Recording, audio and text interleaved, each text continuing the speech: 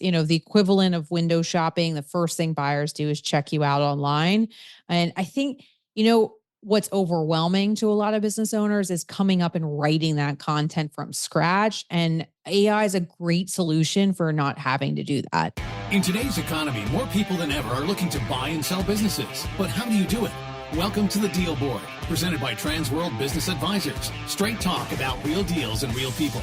Listen to stories, interviews, and expert advice to help your business sale, merger, or acquisition process. Now, here are your business exit experts, Andy and Jessica. Hey, welcome back, everybody. And we have a great episode today because everybody's talking about AI, and I think I even get confused by it. So we wanted to know what's the best way to use AI inside of the buying and selling process. So we're going to talk about that today, Jessica. But we had a guest. We had a guest, Josh Levine from Private Market Labs, and he is taking the buying and selling process and helping us at Transworld match people's wants and needs, and hopefully getting people more efficiently to businesses that they want to buy. But we have some, and it's really kind of high level stuff, but we have some other practical things to talk about, right? Yeah, I think that interview, I'm very excited for everybody to hear it, but we were just brainstorming. What are some really simple AI things can you do when you're searching to buy or sell a business? So the first one we came up with was, and we'll have a lot of Chat GPTs in here, but it's something we're a fan of, but ask Chat GPT to write you an intro letter as a buyer. So Andy, we see buyers all the time. They have search criteria. A lot of times the search criteria looks the same buyer to buyer, right? Yeah. And I think, I did this back in the day when I was looking to buy a business. It's really important for a broker to understand what you want, what you need. That will help us really kind of round out what you're looking to do. So if you ask ChatGPT to write you an intro letter and then maybe even write you a profile, that'd be great. Yeah. Well, I think too, it also is important. It's important for the broker when you're reaching out to search, but too, when you're trying to win a deal. What I think a lot of buyers find interesting is that when they get into a deal, a lot of the sellers, money is a big important part of the transaction, but it's not the only part. Especially some of our clients that have owned their businesses for 20, 30, 40 years. The legacy of the business is important to them, protecting their employees and their customers. So it's not unlike when you're buying a house and you really, want that house, you send a letter along with your offer. Similar for buying a business, giving the, seller an idea of who you are and why you really want their company. Yeah, it's the seller's baby, and they are so wrapped up in making sure that it goes to a good person that we've actually seen. We've talked about this before, that sellers, will make more favorable price cuts and more favorable seller terms. Think money down or seller notes or earnouts. They'll be more flexible with someone they like and someone that they think is going to do well. So having a really good buyer profile could save you a lot of money. Yeah. Yeah. So that's our first method that you can use AI to help you in your buying or selling search. What's the second one, Andy? Well, the second one is for sellers, right? So it's all about how you look when we bring a buyer to you. And what's a buyer going to do as soon as they sign that NDA and they figure out what your company is and where it's located? What's the first thing they're going to do, Jessica? They're going to go to your website. Right. They're going to Google you, and they're going to go to your website.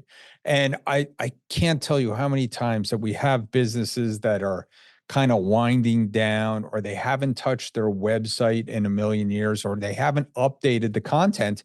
So you could use Jasper AI to improve that content, and it's pretty simple to go to Jasper AI and ask it, hey, I want to improve the content of my website. I'll ask you a bunch of questions. You get, half the battle on this whole AI thing is learning how to prompt it and learning how to give it good prompts. In fact, I saw, we talked about it, but a lot of people are getting paid a lot of money to make good prompts for AI. Yeah, they really are. Jasper, what I like about Jasper, and this is not a commercial from them, Right. but they have templates already for marketing. So like I think it's really good for marketing uses, and like they have write me a blog post or improve this email newsletter. And there's a content improver for your web pages too. So then you don't have to have all the prompts and things. But I think this is a great point, Andy. It's, the equivalent of window shopping. The first thing buyers do is check you out online. And I think, what's overwhelming to a lot of business owners is coming up and writing that content from scratch. And AI is a great solution for not having to do that. Yeah, it really is. And using AI to figure out what you want to do after you sell a business or when you go to buy a business, right? We did a little experiment. We both asked Chat GPT a question about buying a business. So what did you ask? So I asked Chat GPT, what kind of business should I buy that if I like to be outdoors? So incorporating one of my passions, which is being outdoors, what type of business should I buy in that case? And I mean, it was pretty accurate. So it says, if you enjoy being outdoors and want to incorporate that passion into your business, there are several options you can consider. Outdoor adventure tours, ecotourism, outdoor equipment rental, landscape design and maintenance. And it gave me reasons why. And I mean, that was just a simple, not even a full sentence prompt. So I think I could even go further into that and get a little bit deeper of a profile.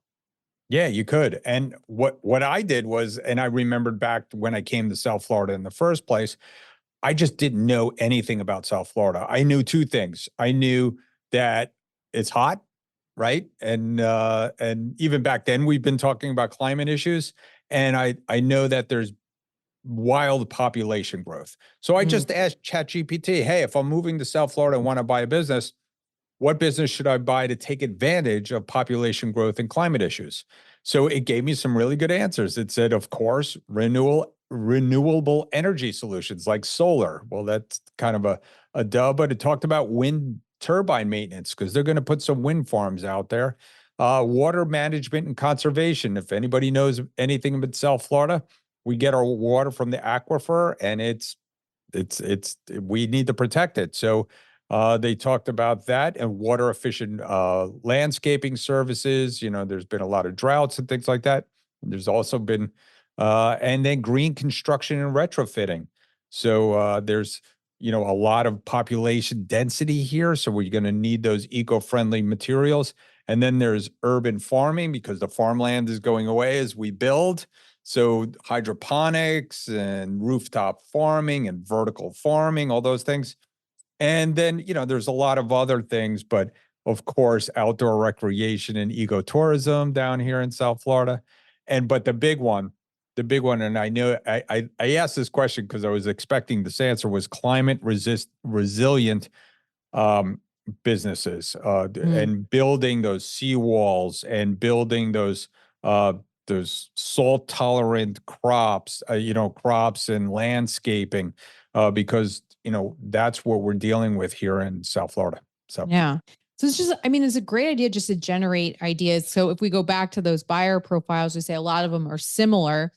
And buyers will say, I'm industry agnostic. I'm not really sure what I'm searching for. I think just doing a couple prompts with your skill set, your hobbies, what you like to do, it'll just give you some ideas, right? yeah, and the better, again, we've always talked about this at Trans World. The more information you could give us, the more you could kind of whittle down what you're looking for. And again, on tworld.com's website, we have a buyer preferences. The more you can whittle down those industries and be more specific about what you want to spend and where you want to be geographically, you're going to get better results from that. And we can help you find the business faster and probably something that you really, really want. So, Yeah. Avoid all of those alerts in your inbox and just get the ones you really need. So the fourth way that we had AI came up with, and this is also, this could be buyer seller, right? But now you have your ideas of what types of businesses that you're looking for. Maybe you're a seller, you're in a business. You can use AI and some of the research tools to identify research and opportunities in your industry. So I took it a step further and I said, So, Chat GPT, what's the market potential for landscaping businesses in Colorado? And is it significant? And it said it's quite significant because of the population growth, the outdoor lifestyle, tourism, water conservation is also an issue in Colorado. It's a very dry climate. Seasonal variability and urban development. And then again, it went on to give me specific ideas in each of those main topics of what the market opportunity is and growth potential for landscaping businesses in Colorado. So, I mean, if I'm a buyer, I can use this to verify what my search criteria is, the industries I'm narrowing down on. But I mean, also as a seller, that's a bunch of growth opportunities there too. Yeah, you can go back and listen to some of our older episodes where we interview Jeff and Jonathan from the landscaping companies that they've bought, and they did exactly that. But yeah, I mean, just to identify all those things. And so we had one more. We wanted to give 5 great tips for AI, and I think this is a good one for me because as I get older, I have so many meetings, right? And I'm not good. I'm not a good note taker. I didn't take typing in high school. I should have, but you don't need to know how to type anymore, right? You could use Fireflies or Crisp to take meeting notes. Now you're going to have to ask permission, perhaps. Mm-hmm. In fact, we were on a meeting where we had some confidential information, one of our sales meetings where we talk about deals and confidential information, and somebody was using an AI tool like this to take meeting notes. We're like, sorry, you can't take notes. But if you ask the seller, hey, can I take notes so I can, expound upon these and build a file for you? I actually, that might look good to a seller. Yeah, I think so. I mean, it's all about getting permission, right? But I think there will be some sellers that may not want that. But the large majority probably will be okay with it because you're going to take notes anyway, or take handwritten notes, or you're going to take notes on Zoom. And with, one of the things that shifted in our industry, just like every other industry, is a lot of our meetings went to Zoom, at least in the first couple meetings when we're first starting to vet whether a deal makes sense between buyers and sellers. So, to incorporate one of those two. And I think there's others too, but I think it's a huge time saver. And then you're capturing things that maybe you wouldn't remember or didn't capture in your handwritten notes. And I know when you're going through the buying a business process, even if you're only looking at a handful of companies, sometimes you're going to confuse, all right, this company is strong in this area and might transpose it to a different company. So having great, strong notes from all your meetings is really important. Yeah, and you could use it as a due diligence item too. You could go back and ask the seller the same questions again, make sure you get the same answer. So I think this is a great tip. I think these are great 5 tips for buyers and sellers to leverage AI, because I think that's the big question we all have, right? How do Mhm. we use AI for business? We're going to have more episodes on this. We're going to bring in more guests to try to help everybody out there. Try to leverage all the new tools that are coming out, and it's changing so quickly. I know. So we will Yeah. get into a great interview for the rest of the show. And then always we've got a deal of the week and a listing of the week. Yeah, it's a great show. So let's get to it. Transworld Business Advisors is the world's largest business brokerage and mergers and acquisitions firm with over 500 brokers in nearly 200 offices worldwide. Transworld's team handles thousands of business sales every year. To be connected with a qualified business broker or learn more about the buying and selling process, visit tworld.com/the deal board or call 888-719-9098. Hey, Andy, do you know what time it is? It's time for our deal of the week. Deal of the week. Sold. Hi, everyone. I'm Sam Curcio with Transworld Business Advisors of New York, and I'm very excited to be sitting here with Eric Mendelsohn, who works in our New York office. He just closed a great deal. It's an auto body shop in New Jersey. Eric, congratulations, and what can you tell us about this deal?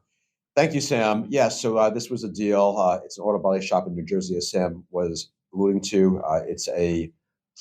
They repair classic cars, and the deal also, had the real estate too. And basically, the seller was just looking to retire. Buyer wanted to expand. They were, they were in the business, and it took a while to get through. It took a while to get done.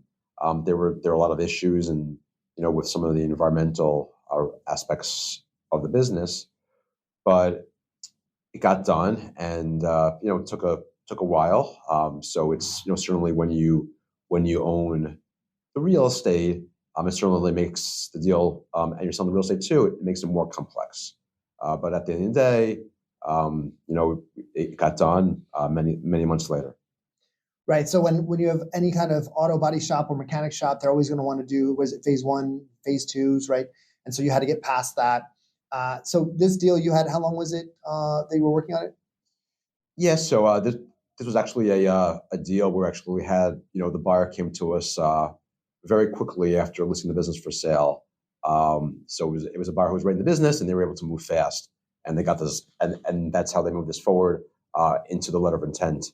Was they kind of knew what they wanted, and they knew the business. That's great. And what was the business doing as far as like revenue, profit, and what was the asking price? Yeah, so it's a little complicated in their respects, because essentially we were selling two auto body shops together, and due to a variance issue in one of them, we decided to hold off for now on that one, but we sold one of them. So as far as the numbers go, it was because it was two, and the owner worked, was basically working, in both. There were some add backs that wouldn't, that necessarily would kind of skew the numbers if it was just we were selling one shop. Got it. But this wasn't a small shop we're talking about. I mean, this is still a multi-million-dollar revenue business that brought in a strong buyer, and you were there to help drive the deal through a closing. Yeah, I mean, this is an auto body shop that's been there for about 20 years, and it's a long time staple in the neighborhood. And what I can say is that there's a lot of strong buyers in this category who are looking to buy an auto body repair shop or a leasing business too. If you do auto leasing, I certainly met many buyers who are also in the market to do that. So people certainly love their cars, and they want to and people who are already in the business, they want to certainly expand and take advantage of everyone being on the roads. Absolutely. And so if somebody was interested in either looking to acquire a business like this or has a business that they're looking to sell in this industry, how would they get in touch with you? Yeah, so certainly just reach out. My cell phone is 516-840-3516, or you can reach me via email, and that is emendelsohn@tworld.com. Awesome. Well, thanks, Eric, for giving us that update, and congrats again on a job well done. Thank you, Sam. Appreciate it.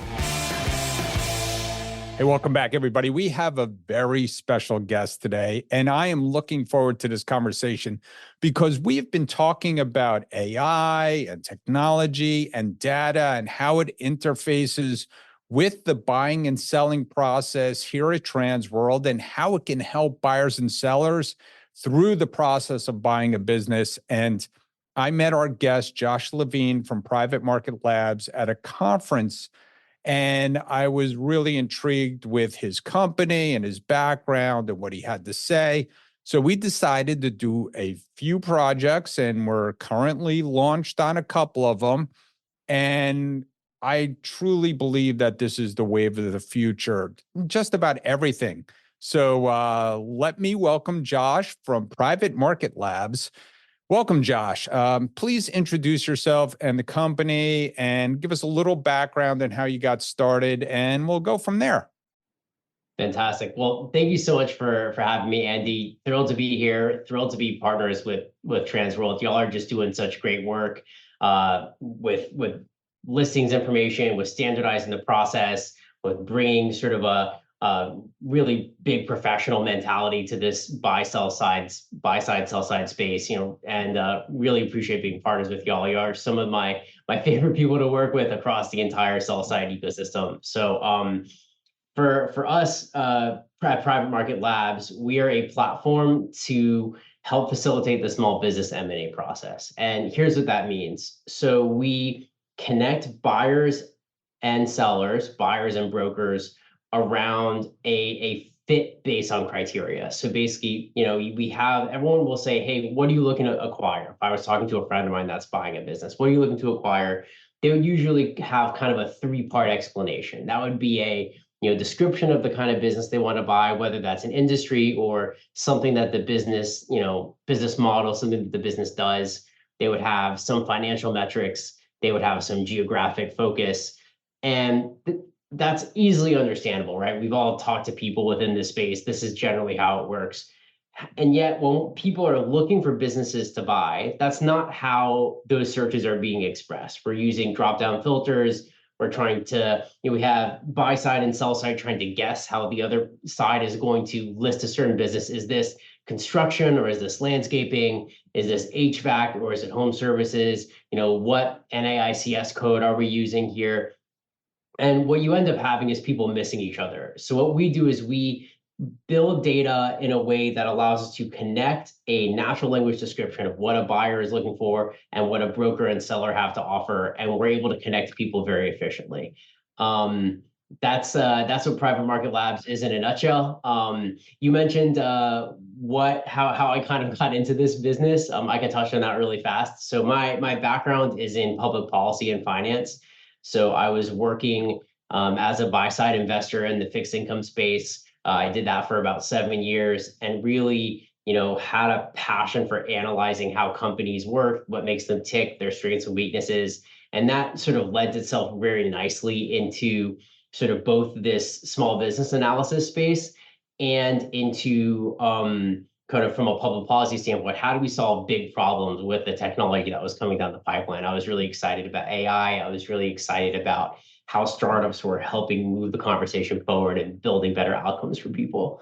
And so I had the opportunity to join a group of people who were trying to build a marketplace for, venture-backed startups that, didn't quite, meet their revenue growth targets. And we were going to create a marketplace, bid up those valuations and help people get acquired at the valuation that they raised at when they were raising their venture round. And as you've seen in the venture space over the last year, it's not always so easy. We see a lot of down rounds, and a lot of these companies find that they don't have the same valuation that they think that they have because they don't have cash flow, or they don't have a marketable good or service, or they don't have a team that the acquiring company wants to take on as an acqui-hire.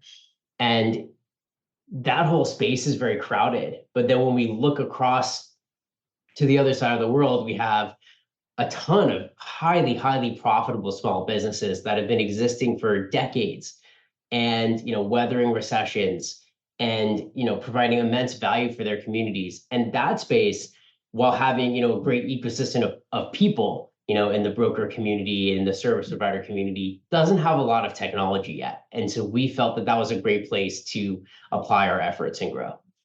Well, you are absolutely right. We do have a lot of technology in our business. And I keep telling people, as I said before, it's all about the future of how we handle data. And just like you said, buyers and sellers, of course, can have unrealistic expectations of value of their business. And I think that's mostly because they don't have access to the data and understand what's going on in the marketplace.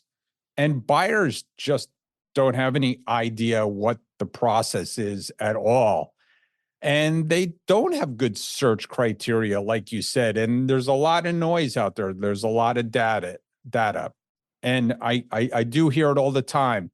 People come to us and they say, hey, I want to buy a business. And we're like, what kind of business? And it's like, one that makes money. And I'm like, what does that mean?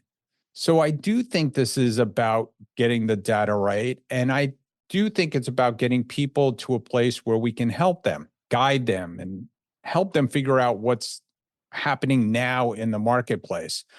So like you said, there are websites out there that help them try to filter out the data, but there's so much data and going through it is really inefficient. So tell me about some of the things that you're doing, maybe even outside of business brokerage, but certainly in business brokerage.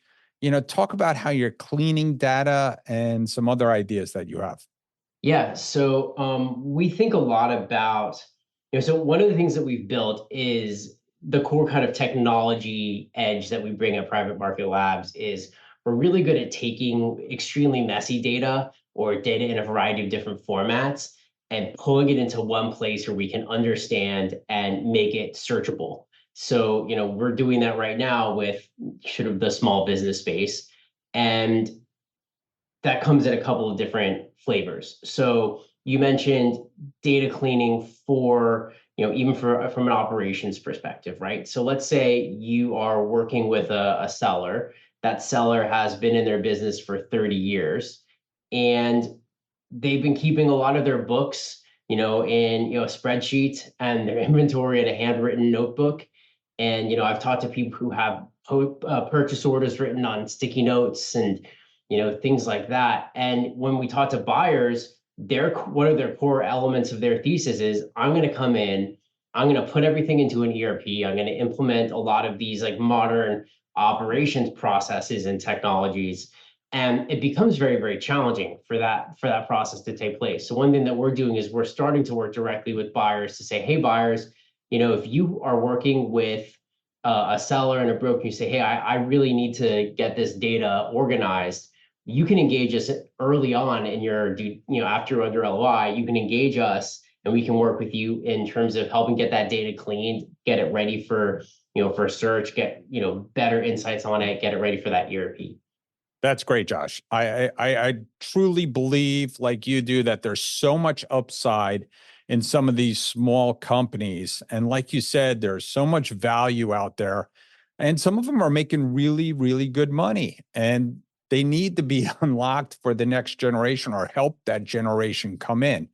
So I'm excited about all this kind of stuff. So what do you see coming down the pipeline maybe in the next year as some of this technology is implemented? What changes are you looking forward to? Yeah, so I think it's been a particularly interesting period of time in the search space, right?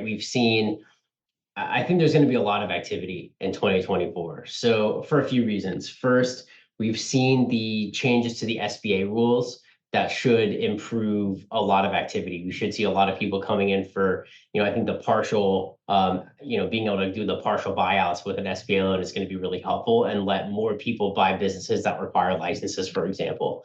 And so we're going to see that kind of activity increase.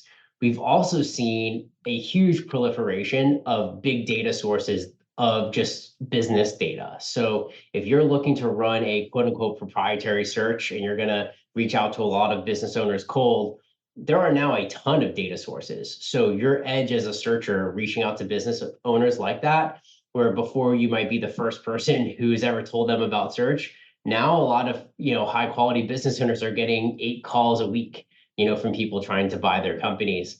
And what that does is that information advantage that a buyer might have in that situation is going away.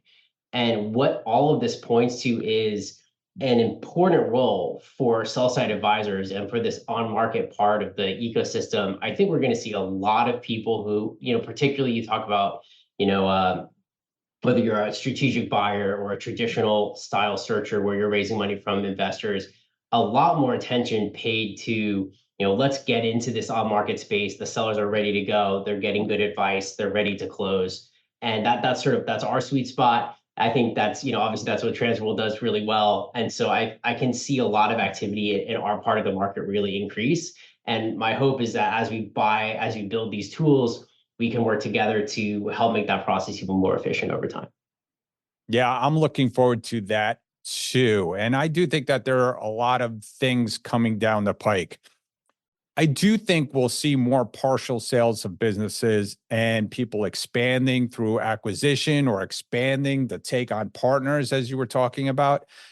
And I do think that people will start selling even their small businesses, like gig businesses, whether they be graphic design or they maybe even some Instagram influencers.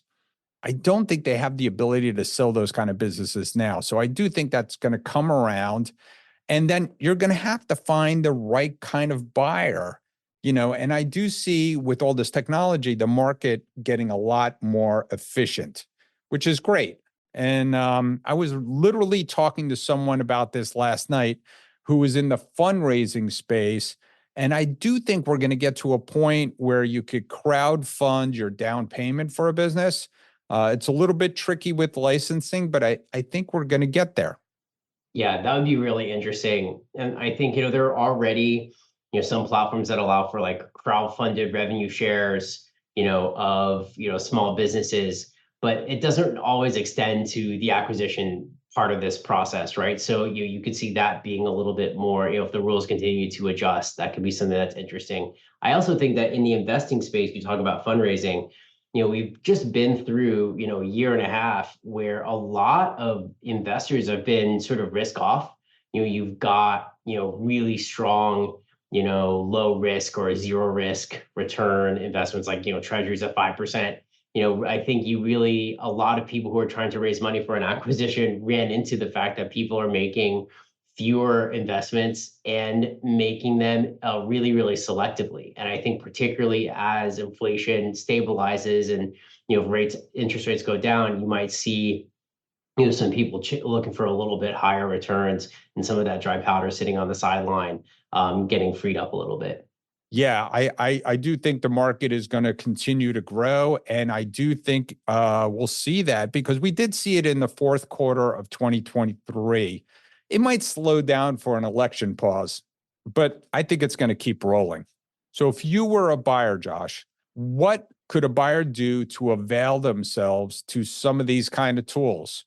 What's the best way out there to engage? So I think that if I was a buyer and if I was giving myself advice, so let's say, present day Josh was talking to the Josh of 2 years ago or 3 years ago, and said, hey, you don't know anything about this. Let me teach you what you need to know. I think that there are a few things you really need to be able to do very well.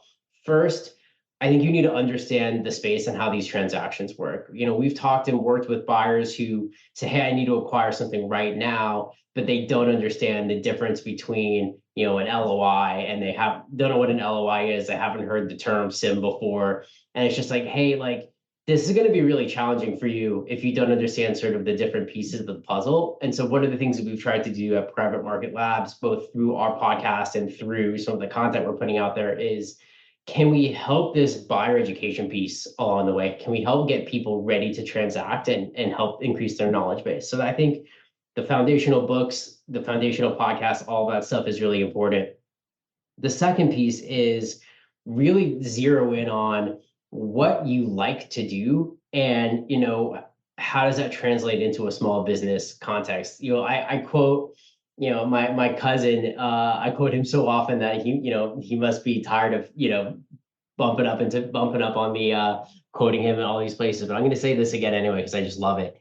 He uses this phrase, I like to find opportunities to use my brain the way I like to use it, which is like, what sort of gets you excited? Like, what do you like to think about? What processes sort of make that click, that, light bulb appear over your head? And it's different for everybody, right? Some people like marketing, some people like working on technology problems, some people like strategy problems. Whatever type of problem you like to solve, find the thing that lets you use your brain the way you like to use it, and then figure out how that translates into a small business acquisition perspective. And if you have sort of if you have a base of knowledge and a thesis around the kind of work you want to do, you'll be a good buyer. And then obviously there's the funding and, all of these other pieces. But I think fundamentally, that's the first step of the preparation. I think you're right. And I love that quote, and I'm going to use it a lot. I think that's really important, because I keep talking about how the buyers and sellers are uneducated, not focused on the right things in the selling process. And I do think technology is going to help them focus on what's important. And if someone is focused on how their brain works and what makes them happy and what they enjoy to do in life, yeah, that would be extremely helpful. And obviously, there's not a drop down for that out there. So using your technology would be great to try to match these people to different types of businesses. And, we've seen that, this is sort of hopefully an aha moment out there for all of us. And so we see people come and go all the time. And, sometimes they come in here and they don't even buy what they kind of inquired about. Sometimes we see people say, inquire about a jet ski renting business. And then all of a sudden they buy a painting contractor. And it's like, Why did they do that? Well, we were talking to them. They wanted a business they could grow. Jet ski rental might not be that kind of business. And they like to work with people. And maybe they had a little designer touch. They like to work with art or colors, and maybe painting would be something that they could expand that with. And so I think interesting things like that. Your technology could be super interesting in helping. So, and I know you do a podcast. So why don't you give a plug again for your podcast so people can actually check that out? Yeah, so the podcast is called Private Market Insights. And we have people from all over the small business M&A spectrum. So just last week we had Kevin Henderson who's a lawyer that does a lot of transaction work in these kinds of transactions. We've got we have had a number of sell side advisors. We've had a number of buyers. We've had service providers.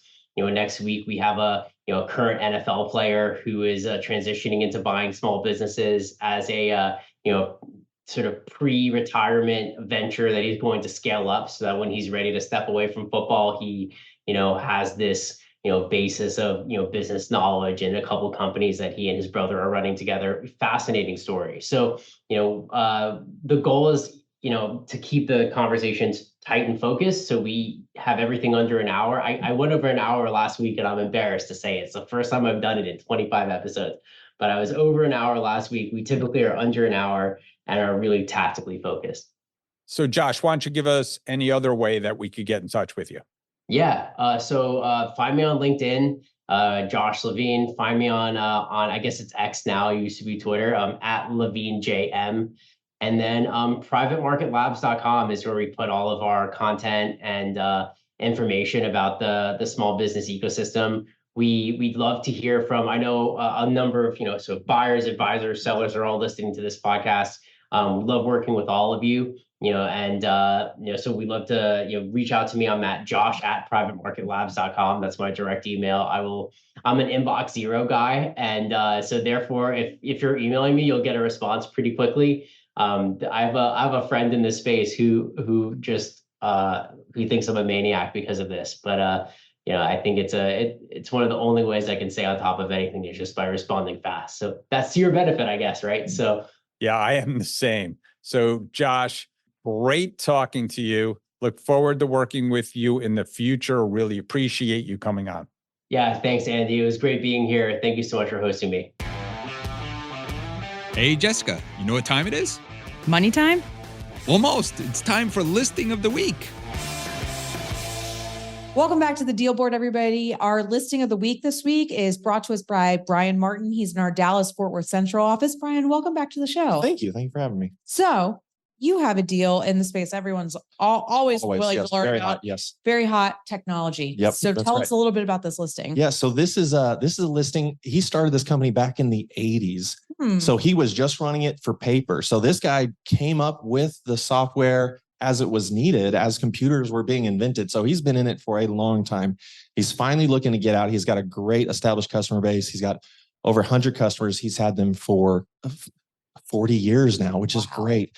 So it's an enterprise software for club management. So he helps from, customers coming in the door, ordering tea times, whatever they've got, to the POS at the club shop.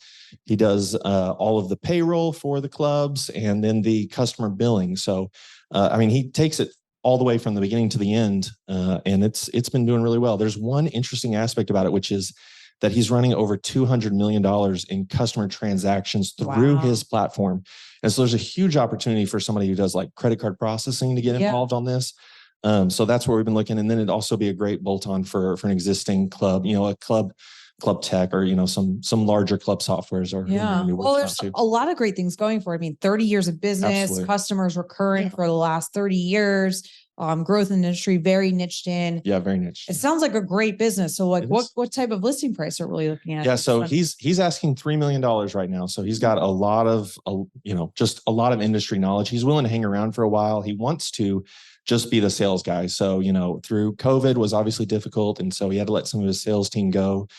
He's very excited about going back into that role. So right now he's been managing the business, which is, this is not what he loves to do. So he'd love to get a strategic partner in there to buy him out and even better, stay on. Yeah. Stay on. That industry knowledge doesn't have to leave. You get some of that with the purchase too. So I don't anticipate this one's going to hang around a whole lot. So if someone wants more information, they should contact you right away. Yes, how can please. they do that? Yeah. My email address is bmartin@tworld.com. So BMARTIN@tworld.com. And my cell phone number is 214-695-1223. Don't be shy. Call. Awesome. And we'll drop that contact information into the show notes. Brian, thanks for coming back on the show. Thanks for having me.